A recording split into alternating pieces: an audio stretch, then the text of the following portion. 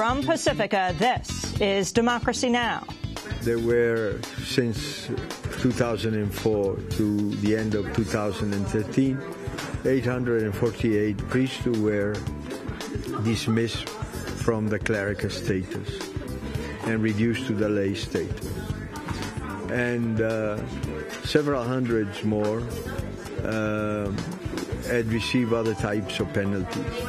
As the Vatican testifies before the UN Committee Against Torture in Geneva about sexual abuse within the Church, we'll speak with Barbara Blaine, founder of SNAP, Survivors Network of Those Abused by Priests.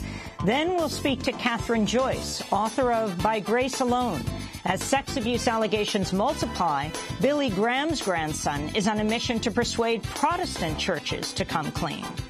This is really uniquely positioned for this task to go in and do investigations into sexual abuse at schools like Bob Jones or missionary groups like New Tribes or ABWE because they have impeccable evangelical credentials. You almost couldn't come from a more kind of storied line of evangelicals than to be Billy Graham's grandson. And finally, we'll go to Connecticut, where a 16-year-old transgender girl has spent the last month locked up in solitary confinement without any criminal charges. We'll find out why. All that and more coming up.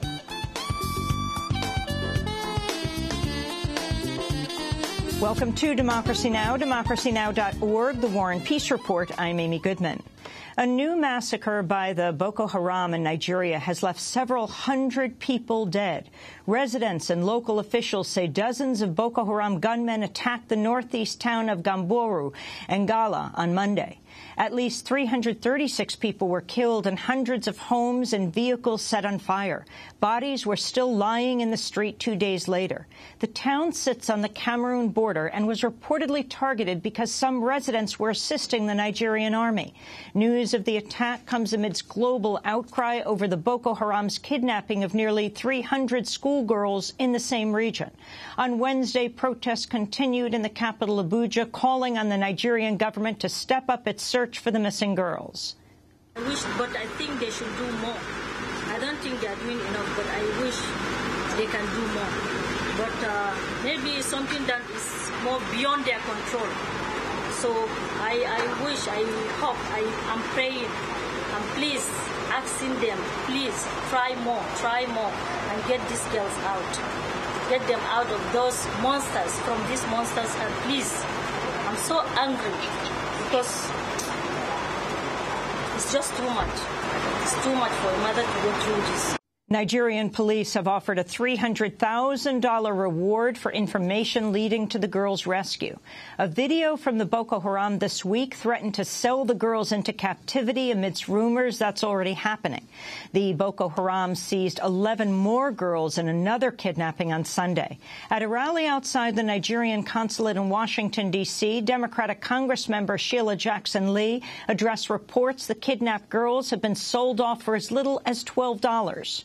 We are anguished as mothers, grandmothers, and lovers of children that this is what the children, the girls in Nigeria are worth. And so our first command and demand is to use all resources to bring the terrorist thug to justice. And Michelle Obama has tweeted a picture that shows the First Lady holding a sign that says #BringBackOurGirls. Russian President Vladimir Putin has called on separatists to delay a referendum on breaking off from Ukraine.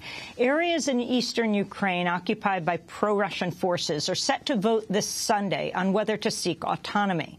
Amidst continued violence over the past week, Putin called on the separatists to postpone the vote.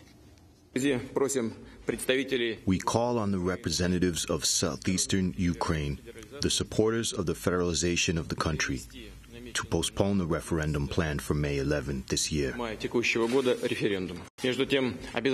Meanwhile, a necessary condition for the start of this dialogue is the unconditional stopping of any violence. Both the use of military force is absolutely unacceptable in the modern world. as is the use of armed illegal units, extremist elements, and forces. In his comments, Putin also said he's ordered Russian forces to pull back from the Ukrainian border in a bid to defuse tensions. Earlier today, the coordinating committee of the so-called Donetsk People's Republic rejected Putin's call, saying Sunday's vote will go ahead. Cuba's arrested 4 Miami-based exiles on allegations of plotting anti-government attacks. The Cuban Interior Ministry says the suspects were planning violence against military installations with the goal of fomenting anti-government unrest. Cuba also says the 4 have ties to Luis Posada Carriles, a Cuban exile and former CIA operative behind the 1976 Cuban Airlines bombing that killed 76 people. Carriles currently lives in Miami after beating charges of immigration fraud in 2011. Cuba says it plans to contact the State Department about the new arrests. The House has advanced a measure that would curb the bulk collection of phone records by the NSA. The USA Freedom Act would limit the NSA's powers to collect phone records on a mass scale, although not entirely. It's co-authored by Republican Congressmember Jim Sensenbrenner of Wisconsin, co-author of the Patriot Act. On Wednesday, the House Judiciary Committee sent the bill to the House floor with a unanimous 32-0 bipartisan vote. It's the first surveillance reform measure to make it out of committee to the House floor. Federal regulators have tightened the rules for trains carrying crude oil following a spate of accidents and spills. Citing an imminent public hazard, the Department of Transportation says railroads will be required to notify local emergency responders when crude shipments pass through their states. Railroads previously had no such obligations. A train derailment in Virginia last week forced the evacuation of hundreds of residents and spilled oil into the James River, Richmond's main water supply. It was the second oil train accident by the company CSX this year and the 6th overall in North America since the derailment that killed 47 people in Quebec last July. Protesters have set up camp outside the Federal Communications Commission in Washington, D.C. to protest new rules that would effectively abandon net neutrality, the concept of a free and open Internet. The FCC announced last month plans to let Internet providers charge media companies extra fees to receive preferential treatment, such as faster speeds for their products and content. Under previous regulations struck down earlier this year, providers were forced to provide all content at equal speeds. Just steps from the FCC, demonstrators have set up tents and banners reading, "Save the Internet." Organizers of the People's Firewall encampment say they plan to remain until the FCC holds a public hearing next week. They want federal regulators to reclassify broadband service as a public utility, which would allow for the requirement of net neutrality rules. Fast food workers have announced a global day of action to push for higher wages and improved workplace rights. The workers will stage a one-day strike at fast food franchises in 33 countries on 6 continents 1 week from today. It's the latest phase in a movement that began with U.S. workers staging one-day actions for a $15 minimum wage in late 2012. The campaign has received heavy backing from the Service Employees International Union. A major D.C. law firm has dropped out of a lawsuit against the oil giant Chevron for pollution in Ecuador's Amazon rainforest. Patton Boggs had helped represent a group of indigenous plaintiffs who won a landmark $9 billion judgment in 2011 for widespread contamination resulting from toxic dumping by Texaco, which Chevron later bought. But Chevron sued the victims and their U.S. attorney, accusing them of bribing the judge in the case and presenting fraudulent evidence. Chevron won the suit in March, with a federal judge barring collection of their $9 billion judgment in the United States. On Wednesday, Patton Boggs withdrew from the case after Chevron threatened legal action over the firm's role in the Amazonians case. Patton Boggs has also agreed to pay Chevron $15 million. Bloomberg Businessweek reports the firm's retreat, quote, is highly unusual and possibly unprecedented. It could be linked to Patton Boggs' current effort to merge with a larger firm amidst a series of financial woes. And Pakistan has arrested an FBI agent on charges of trying to bring weapons onto a civilian passenger plane. Joel Cox reportedly tried to board a flight carrying bullets and a knife in his luggage. The arrest has revived memories of Raymond Davis, the CIA agent who shot dead 2 people in Pakistan in 2011. Davis was released after compensation was paid to the victims' families. And those are some of the headlines. This is Democracy Now!, democracynow.org, The War and Peace Report. I'm Amy Goodman. And I'm Juan Gonzalez. Welcome to all of our listeners and viewers around the country and around the world. The UN Committee on Torture sharply questioned the Vatican this week over its handling of sexual abuse inside the Catholic Church. The hearing came just 4 months after another UN body, the Committee on the Rights of the Child, accused the Vatican of systematically turning a blind eye to decades of abuse and attempting to cover up sex crimes. During this week's hearing, Archbishop Silvano Tomasi revealed the Church had dismissed more than 800 priests for sexual abuse of children in the past decade. There were, since 2004 to the end of 2013, 848 priests who were dismissed from the clerical status and reduced to the lay status. And several hundreds more had received other types of penalties. So that together they are about 3,500 priests. Archbishop Tomasi went on to say the Church has been addressing the crisis in a systematic and effective way over the past decade. Society is alive, it changes, it evolves. And so does the Church in a lot of ways. And the culture of society that has affected the Church changes, and now we are in a new moment. And if you look at the facts in a fair way, you see that a lot of measures have been taken by the Holy See, by local churches, that indeed are making change and are effective in the work of prevention of sexual abuse of minors in particular, and of a renewed attention to the victims of past abuses. A number of survivors of sexual abuse attended this week's hearing, including our first guest, Barbara Blaine, president and founder of SNAP, Survivors Network of Those Abused by Priests. She joins us by Democracy Now! Video stream. We're also joined by Kathryn Gallagher, senior staff attorney at the Center for Constitutional Rights. She's counsel for SNAP and their international advocacy work, and she just flew back from Geneva. Barbara Blaine, let's begin with you. What is the result of the hearings, and do you find what the Vatican has done adequate? Well, it seems as though the Vatican officials continue to split hairs and try to dodge responsibility.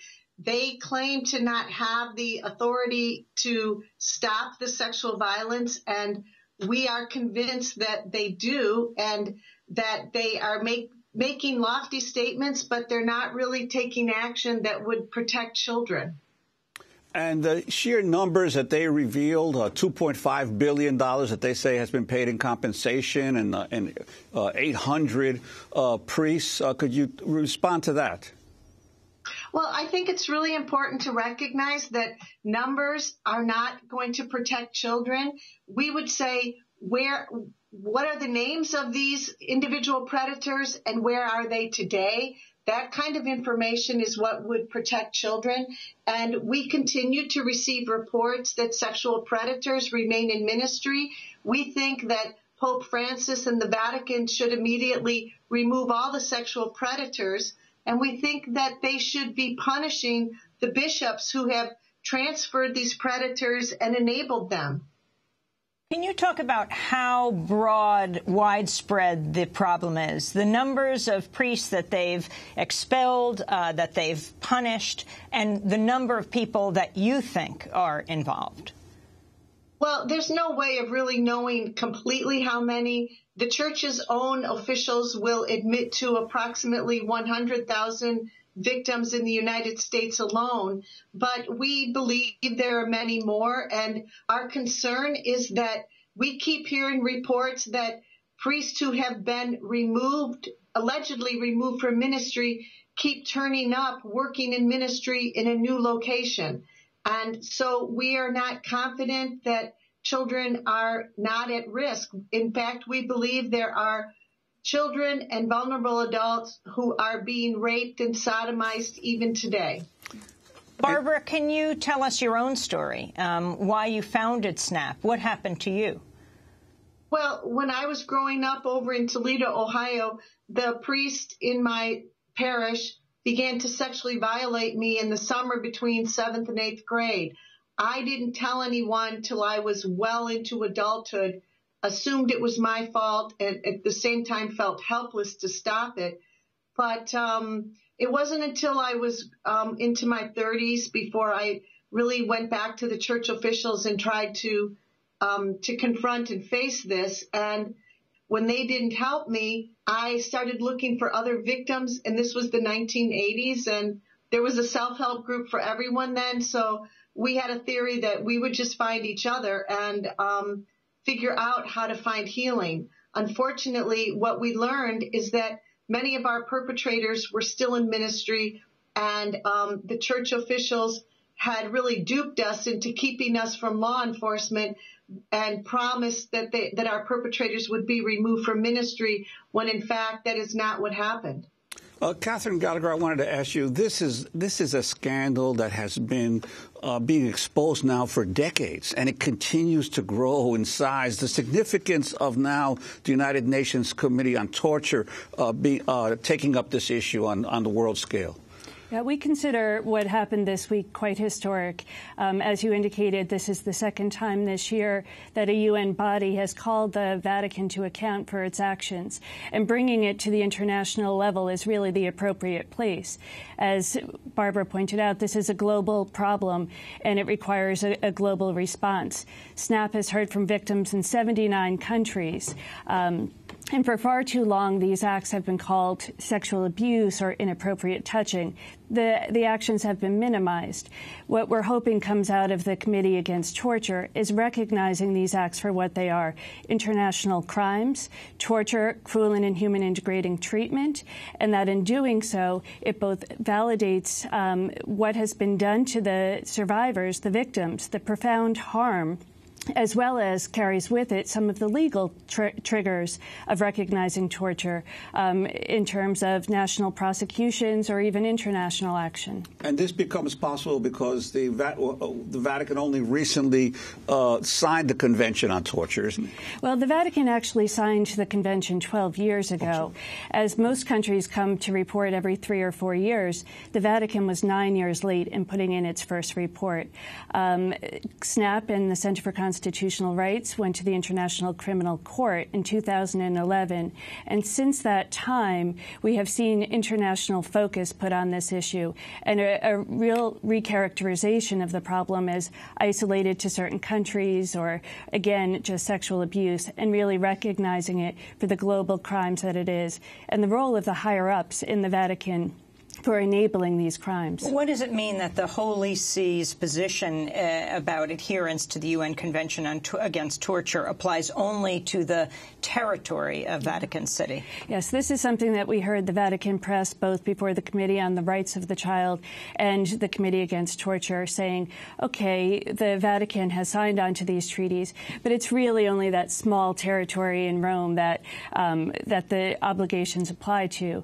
Both committees pressed back on that and said no, anywhere where the Vatican has effective control over high-level officials such as bishops and cardinals, where the policies and practices of the Vatican can be carried out. And unfortunately, what we've seen so far is that those policies have been to cover up these crimes, to obstruct justice, to encourage secrecy and confidentiality. And hopefully what we'll be seeing now is clear instructions from the Committee Against Torture that anywhere where you have effective control over church officials, they must, in fact, comply with national authorities' mandatory reporting requirements. They must turn over known, suspected priests who've engaged in acts of rape and sexual violence and really put an end to these crimes. Well, some of the groups that attended the UN torture hearings in Geneva defended the Catholic Church. They said that the church is now a safe place for children. Ashley McGuire serves on the board of Catholic Voices USA. Now actually become one of the safest places for children in the world. I think it's certainly a source of great sadness what happened with the sexual abuse crisis, but we're in a different era now. And not only that, but the church is doing very important work on the front lines, defending and helping children, helping women who are in difficult situations. And it would actually endanger them, I think, were this committee to label them essentially a sponsor of torture. That was Ashley McGuire of Catholic Voices. Barbara Blaine, your response. Well, I just think that that is just not true. The evidence shows that, she cannot and has not shown even one bishop who has been punished for covering up these crimes and allowing these predators to remain in ministry. If Pope Francis were sincere and if he wanted to protect children, we believe that he would punish the bishops. For example, right now there is a bishop in Kansas City who has been found guilty of endangering children, and he's still the bishop. And so when the Catholic Church officials claim that they have cleaned everything up, we keep saying, but where is the evidence of that? And we're not finding it. And in fact, we're finding just the opposite. It was only a couple years ago that a grand jury report from Philadelphia indicated that the grand jurors had found 37 accused predators working in ministry within the Archdiocese of Philadelphia. And that's actually one of the questions that the committee put to the Vatican officials. And as far as I heard, I did not hear any response to that question. And they asked specific questions, for example, about Father Jayapal, a priest, an Indian national who had abused children in a diocese in northern Minnesota. And he is still facing extradition and has not returned to face the charges in Minnesota. And the church officials have been assisting him in his role as a fugitive and not insisting that he return to face those charges. Barbara, what do you recommend as a survivor yourself? How do parents and kids deal who go to church to protect themselves? Well, I think it's really important that parents remain vigilant. It's like in so many situations, no one wants to believe that someone that we revere and respect, someone who's close to God, would actually sexually violate someone. And by all means, most priests don't do this, but an alarming number of, the church officials at the Archbishop Tomasi admitted approximately 4%, and the statistics coming out from the U.S. Conference of Bishops would indicate it's probably a little over 5%, but still, I think it's important that they remain vigilant, and I think it's really important that Pope Francis stop having all these lofty words and setting up a commission to study. We don't need studies. Everyone knows that sexually violating a child it's a crime, and those things should be turned over to the police and not investigated in the church. And we should stop coddling and protecting the predators. Kathryn Gallagher, I want to raise a question about the failures of law enforcement in so many of these countries to actually pursue what is in effect crimes. Generally speaking, the local archbishop in any community is a major figure, a powerful figure in a particular locality. And yet, time and again, the authorities have not really gone after in a systematic way this scandal and these abuses. Now, that is definitely true. We've seen that slightly change in some jurisdictions here in the United States. States. And I would have to give credit to SNAP and other survivors who have really brought this problem to the attention of district attorneys and continue to press for investigations and prosecutions. But in far too many places around the world, particularly in Latin America, in Asia, and Africa, where we don't hear about as many cases, it's not because there isn't a problem. It's because we don't have the investigations going on.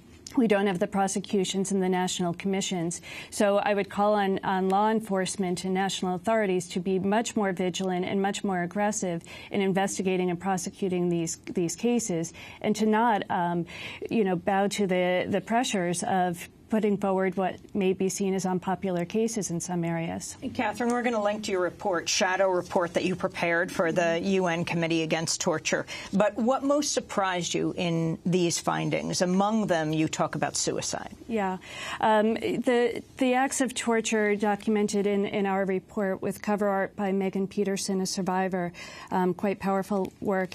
The profound, I was mentioning, torture includes the profound, severe mental harm, and we talk about survivors, but there are many people who have not survived these horrific acts. In Australia, they just found 40 cases of suicide because you lose your family in many cases, your friends, your community, the isolation and the guilt, the victim blaming. This leads far too many people to take their own lives. And the church often refers to these as crimes of the past. We met with a survivor in Switzerland who himself was assaulted when he was preteen, and his 8-year-old sister came home from school in the 1970s reporting that she too had been raped. Just last year, she took her own life after decades of trying to battle this problem and living with the long-standing harm.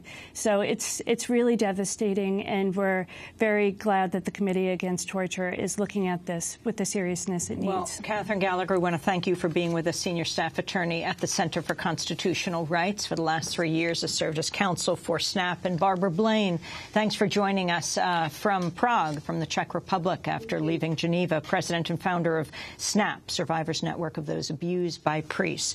When we come back, we're going to look at a different aspect of this issue. By grace alone, as sex abuse allegations multiply, Billy Graham's grandson is on a mission to persuade Protestant churches to come clean. Stay with us. Thank you so much.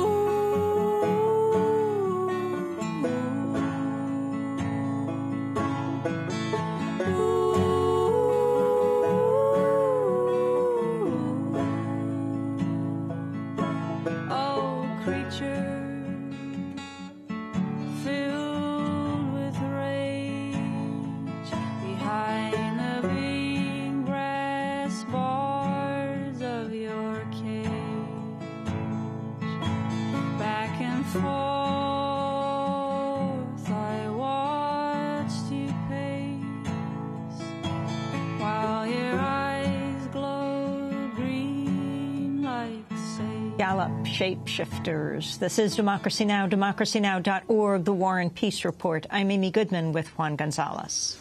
Well, we turn now to a new expose that asks if the Protestant world is teetering on the edge of a sex abuse scandal similar to the one that has rocked the Catholic Church. The person trying to address the problem may surprise you. As sex abuse allegations multiply, it is Reverend Billy Graham's grandson who is on a mission to persuade Protestant churches to come clean. Kathryn Joyce's cover story in the American Prospect profiles Boz Tchividjian, a law professor at Liberty University, a school founded by Reverend Jerry Falwell, and former prosecutor who worked on many sex abuse cases. He used his experience to found an organization called GRACE, Godly Response to Abuse in the Christian Environment. GRACE made headlines in February when the famous evangelical school, Bob Jones University, hired it to interview faculty and students about their experiences with sexual assault, then fired it before it had a chance to report the results, only to hire it back after a public outcry. Well, reporter Kathryn Joyce joins us now to discuss this major expose by GRACE alone as sex abuse allegations multiply. Billy Graham's grandson is on a mission to persuade Protestant churches to come clean. Kathryn Joyce is also the author of The Child Catchers, Rescue, Trafficking, and the New Gospel of Adoption, and Quiverful Inside the Christian Patriarchy Movement. Kathryn, welcome to Democracy Now! Why don't you begin where you began your piece? Sure. Well, in 2012, there was some pretty remarkable news that came out of Bob Jones University, which for decades has been the flagship school of fundamentalism in this entire country. In a lot of ways, Bob Jones is more than a school. It's the center of a nationwide network of Bob Jones-affiliated churches, feeder schools. They ran a curriculum business, a music publisher. It was really just a foundational institution in the most kind of extreme conservative Christianity that we have schools for in this country. But in 2012, they announced that they were hiring this organization, GRACE, to come in and do an assessment of how they had handled allegations of rape, of sexual assault, of sexual harassment that had happened on their campus. And it was really surprising, not just because Bob Jones has been such a remarkably insular institution with people kind of being born at the hospital on Bob Jones campus and living their entire lives within this kind of total institution, but because they were reaching out to Billy Graham's grandson, Boz Tchividjian, because Billy Graham and Bob Jones Sr., Bob Jones I, had just a historic falling out that really led to the schism that we see today between evangelicalism and fundamentalism. Tell us who Tina Anderson is. Sure. Well, Tina Anderson was a 15-year-old church member of a church, a fundamentalist church in New Hampshire. And about 15 years ago, she was raped by her church deacon for whom she babysat. And she became pregnant. And when she and her mother went to their pastor, who was, by the way, a board member of Bob Jones University, rather than help them go to the police or confront her rapist, he had her stand before the entire church while he read a confession of her pregnancy and then sent her away, essentially, out of state to deliver her child. So for a lot of critics of Bob Jones, former alumni who had become dissatisfied with the way the school handled a lot of different things, including sexual assault and harassment, this became a sort of emblematic moment. This is how Bob Jones deals with rape. They blame the woman, they send her away. And so this became a galvanizing moment, and from there they demanded that GRACE be hired. Let's hear from Tina Anderson in her own words. ABC's 2020 interviewed her in 2011.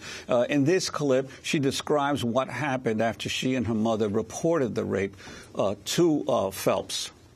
Pastor Phelps took me to a passage in Deuteronomy where it talks about if a girl doesn't cry out, that she obviously was a part of it. And he told me that I was lucky I didn't live in Old Testament times because I would have been stoned. Stoned to death? Correct. For being pregnant? Yes. For being raped? Yeah. Because I think Ernie claimed it was consensual.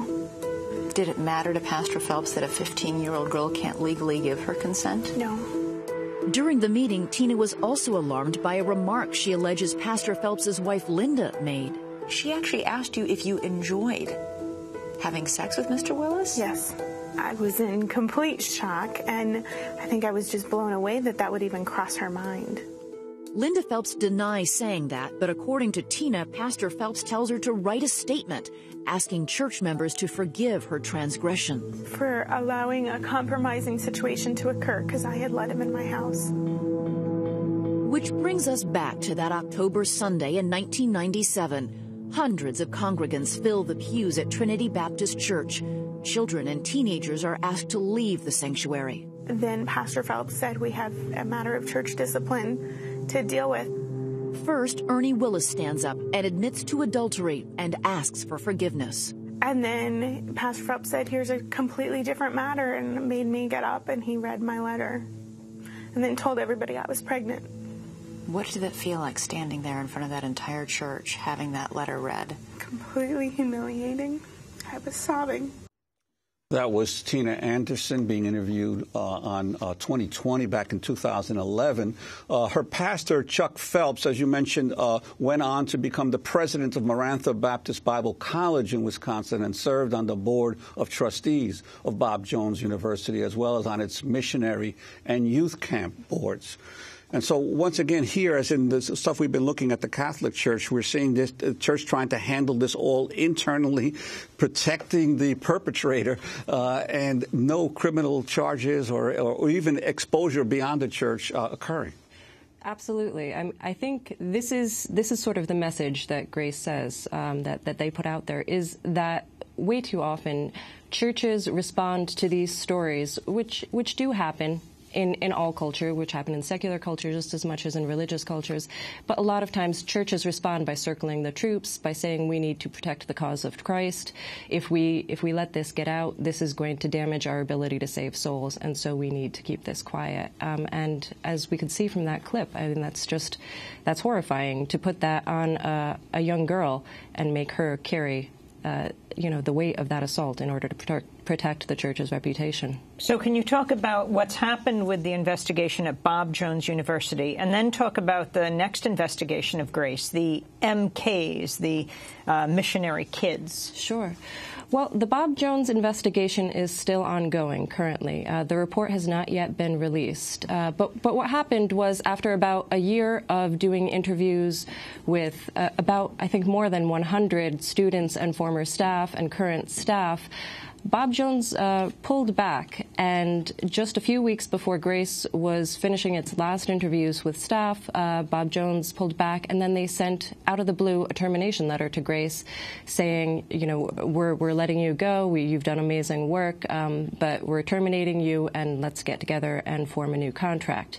There was no reason given for this, and everybody who was observing this and everyone who was close to the matter thought that there was really only one explanation, which is that Grace had found things that Bob Jones did not want them to find and make public. There was a massive outcry. This was covered everywhere from the New York Times to the Washington Post. Conservatives were condemning it just as much as liberals. The American Conservative wrote some very scathing pieces about Bob Jones's decision, and eventually they hired them back. And as far as I know now, Grace put out a statement about a month ago saying that right about now they are finishing up their interviews and beginning to draft their final report. So we should see that in the next couple of months. Now, your article also focuses considerably on Bob Chividjian and Grace. Could you talk about how he got involved, the grandson of Billy Graham, in this issue, and why it's so important that he has been taking a lead in this? Absolutely. Well, Boz is a lawyer, and he got his start in his career as a criminal sex abuse prosecutor in Central Florida. And while he was there, he told me that he noticed this upsetting pattern among his colleagues. A lot of them tended to plea out sex abuse cases very quickly, as though it was too horrible to dwell on, to take to court. And so he eventually asked the district attorney if he could take on all of those cases, and he ended up establishing a sex crimes unit within the DA's office there. And they prosecuted hundreds of cases over 8 years that he was there. And during that time, he came to see some also additionally troubling patterns with regards to how religion played a role in this. Whenever pastors came to court in a supportive role, almost always he noticed they were sitting on the side of the accused. They were sitting behind the defendant's table rather than there to support the victims.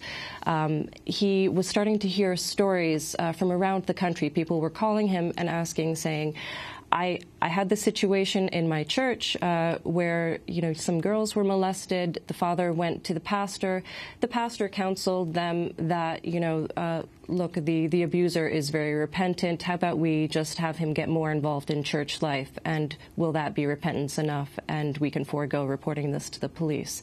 So he was starting to see some patterns of just kind of the absolute wrong reaction to sex abuse and molestation and rape.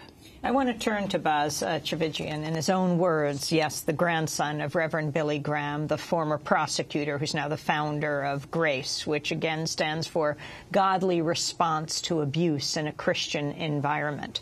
Chivijian spoke at a conference last year about sexual offenders in the Christian community. See, oftentimes offenders, when they start abusing, especially depending on the age, there comes a point, oftentimes, not always, where the child, as they get older, starts to say, wait a minute, I don't think there's something wrong with us. And so the child starts asking questions. The child starts to resist. The child starts to be more cautious about what's going on. And so what you have is you start off with, when the child's younger, this is an expression of God's love. And when the child starts resisting and starts asking questions, and starts putting up some roadblocks, what does the offender do? This is where you see the true heart and deception of the offender. They now take a biblical truth that they've been distorting to abuse the child, and now they take that same truth and distort it to silence the child. You should be ashamed of your sin. Distancing from God. Because of your sin, God doesn't care about you, but I do. Can you think of others? See, This is from the pit of hell. I really believe that. Because this is taking God's beautiful truths and using them to eviscerate a soul. That's Baz Chivijian, in his own words, the grandson of Reverend Billy Graham. And what did his father and grandfather say about what he was doing, what he is doing? It seems to me that he has full support from all members of his family. I did not get a chance to speak with his grandfather, but I understand that all members of his family are very supportive. I know his uncle, kind of a controversial character, Franklin Graham, has actually hired him to implement some sex abuse awareness and prevention training in his own very large Christian relief organization, Samaritan's Purse. And what about this? You cover what is happening at Bob Jones University. You also talk about, and maybe you can expand on it, the issue of abuse among missionary children. But also, what about the traditional Protestant churches, the Methodists, the Lutherans, the Episcopalians? Sure. Are there any churches that are actively doing what you consider to be a positive effort to be able to root out this kind of abuse in their ranks? Sure. Well, on the second point first, absolutely. There are a lot of churches that are being very proactive about this. And Grace has a hand in that. I got to attend one of Grace's sex abuse prevention trainings at a relatively small church in Calvary, in central Bucks County in Pennsylvania. It was Calvary Chapel Church. And the pastor there had made it mandatory for all of his staff and volunteers to come and learn about this. So there were hundreds of people that were attending this training because they were mandated to, and then hundreds more came just because they were very concerned about the issue. And I understand that that's something that is happening really kind of across the board in the mainline churches, as you said, the Methodists and the Presbyterians, but also in the more conservative churches. To give credit where it's due, the Southern Baptist Convention, which is the largest Protestant denomination in this country and the second largest church after the Catholics in this country, they passed a resolution last year saying that the denomination had to be better about responding to and reporting sex abuse. I know one of the conservative Presbyterian denominations is doing the same thing later this year. And the missionary kids? And for the missionary kids, these were the subject of Grace's first investigation, two different very large international missionary groups where the children of the missionaries being stationed in foreign countries, known in Christian culture as MKs, missionary kids, they were enduring just kind of epidemic levels of sexual abuse in a number of different countries. Grace's reports focused on two in particular, on the New Tribes Mission and and their boarding school in Fonda, Senegal, and also ABWE, another missionary organization, and what happened on the mission field they had in the 1980s in Bangladesh.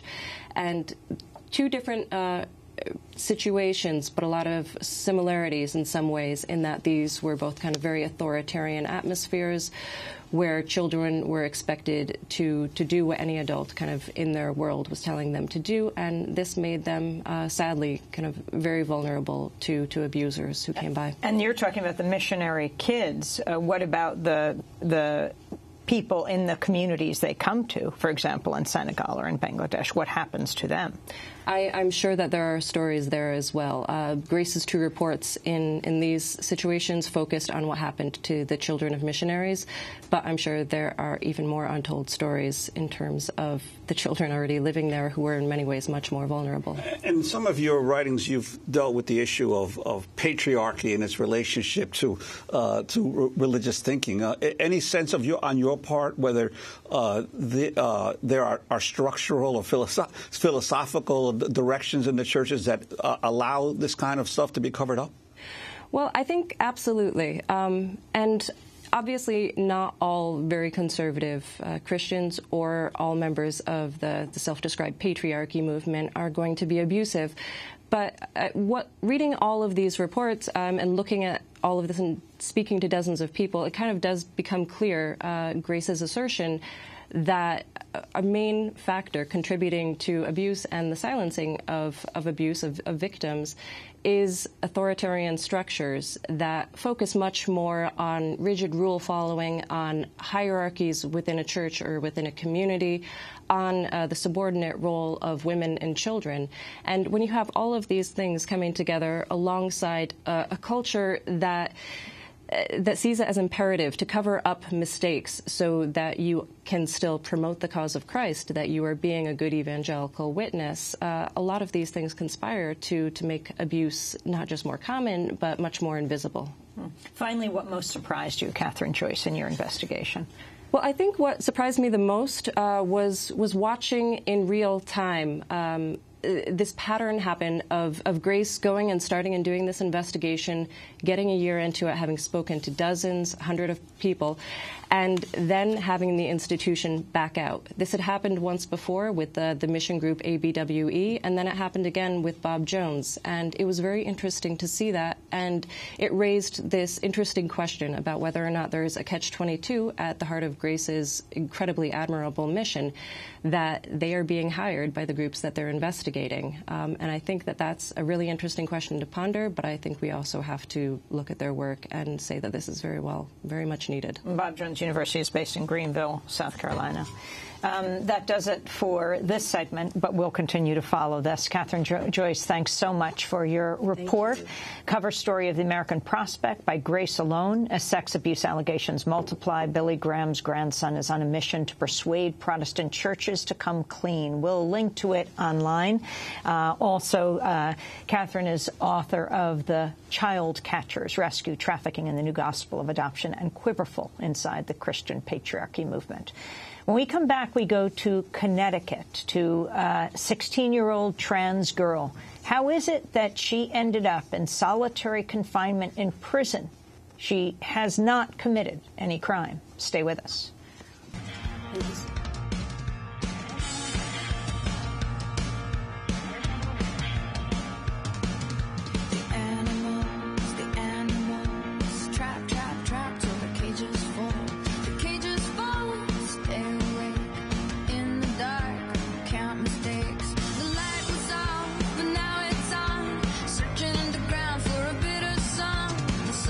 Out, the day is new, and everyone is waiting on you. And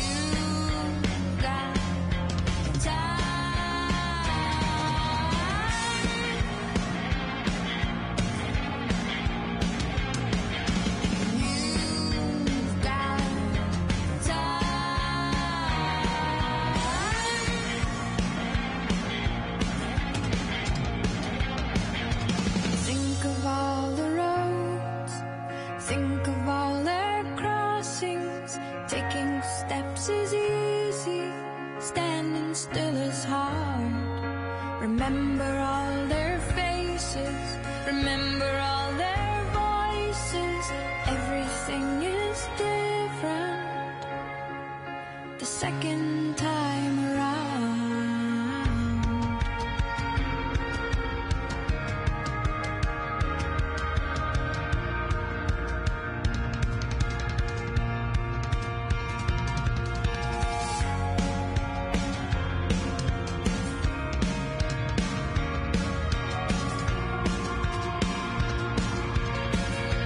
You've Got Time, Regina Spektor, theme song for the show Orange is the New Black, which is beginning its next series in June.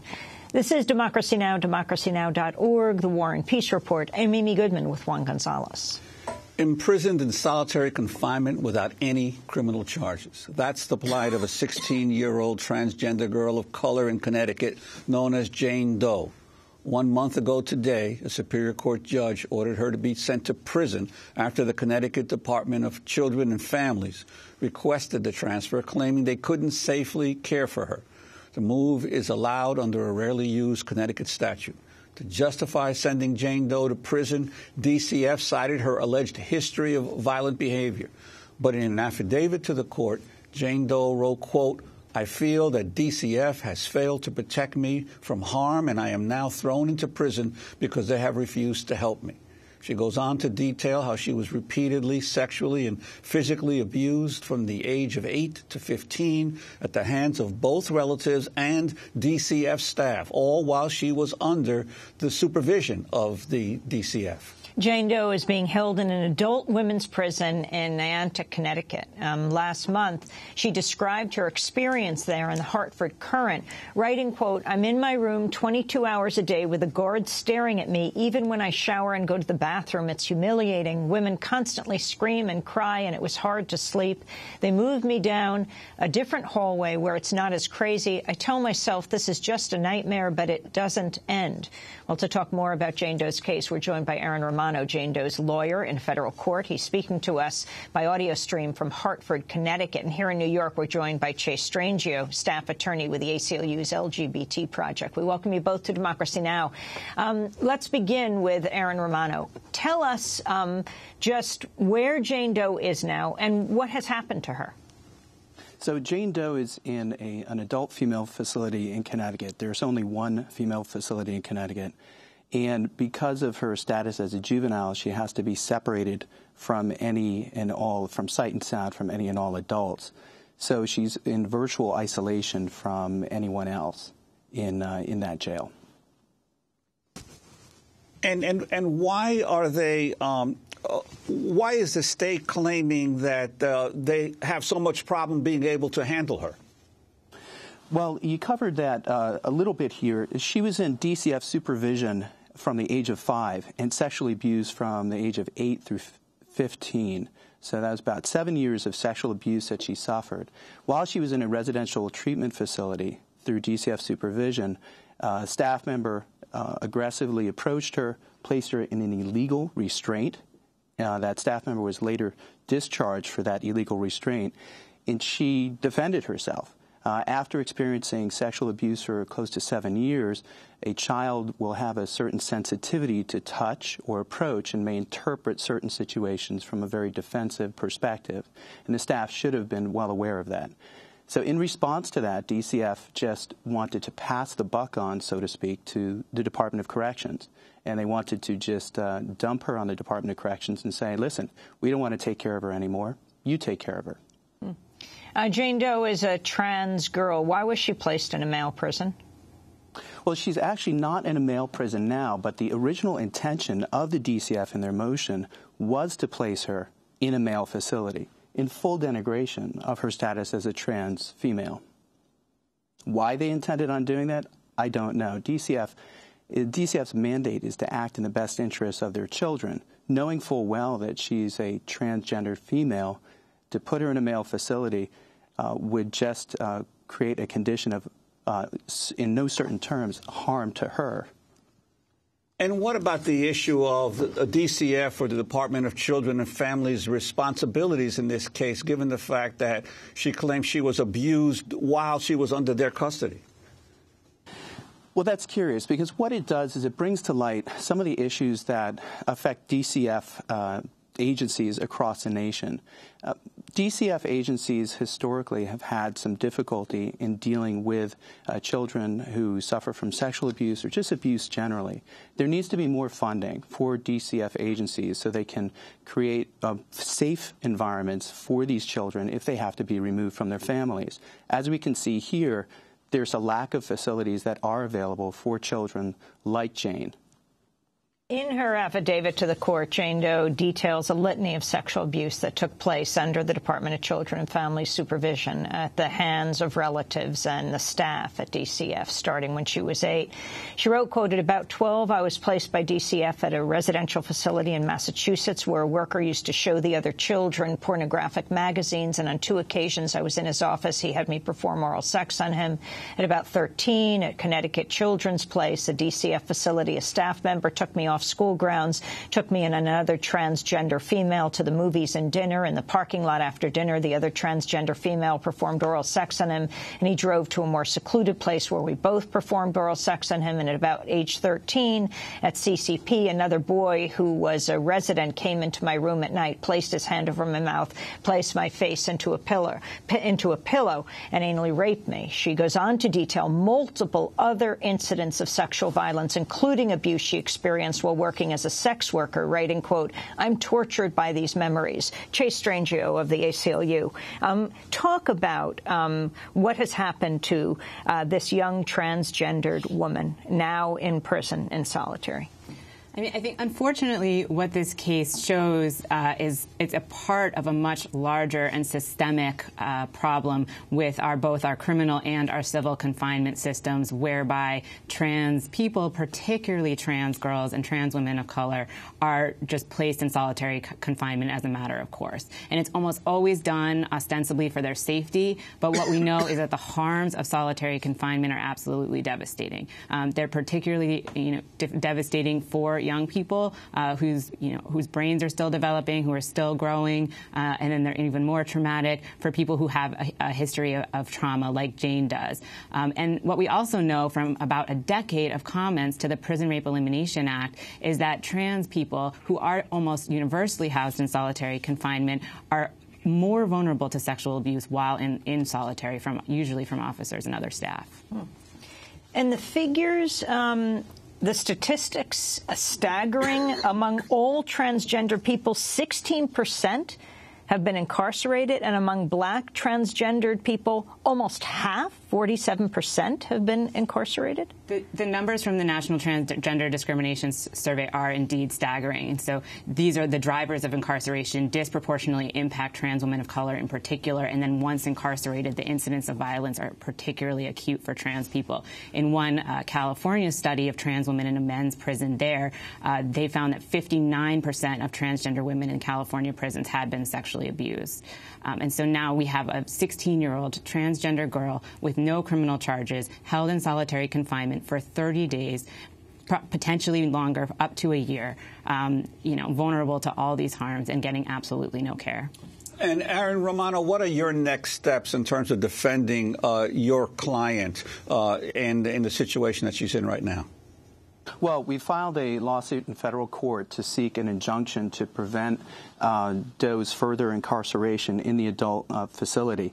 As you pointed out earlier, DCF, the offenders against Doe, have not been brought to justice. And in fact, DCF, rather than seeking the arrest and investigation and conviction of those people and having them brought to prison, they're seeking the victim of sexual abuse being brought to an adult facility. It just shocks the conscience that they would go ahead and do something like this. And finally, Chase, what does the ACLU recommend? I think that there's a number of things that can be done. We need greater oversight generally over our prisons and our jails and our immigration detention facilities where people are being sexually abused routinely. We need mechanisms for keeping people safe that don't include locking them in concrete boxes for 22 and 23 hours a day. We're going to leave it there, but we'll continue to follow this case. Chase Strangio, staff attorney of the American Civil Liberties Union's Lesbian, Gay, Bisexual, and Transgender Project. And thank you very much to Aaron Romano, Jane Doe's lawyer in federal court, speaking to us from Hartford, Connecticut. That does it for our show. I'll be speaking in Stowe, Vermont on May 17th. Check our website at democracynow.org. Democracy Now! Is produced by Mike Burke, Renee Felser, Mate Nurmi, Sheikh Steve Martinez, Sam Akov, Hani Masood, Rabbi Karen, Dina Guzder, Amy Littlefield, Cassandra Lazaire, Messiah Rhodes, Shirina Nadura, Mike DeFilippo, Miguel Noguera, engineer. Special thanks to Becca Stelly, Julie Crosby, Grant, Jessica Lee, John Wallach, Vesta Godars. I'm Amy Goodman with Juan Gonzalez. Our website is democracynow.org.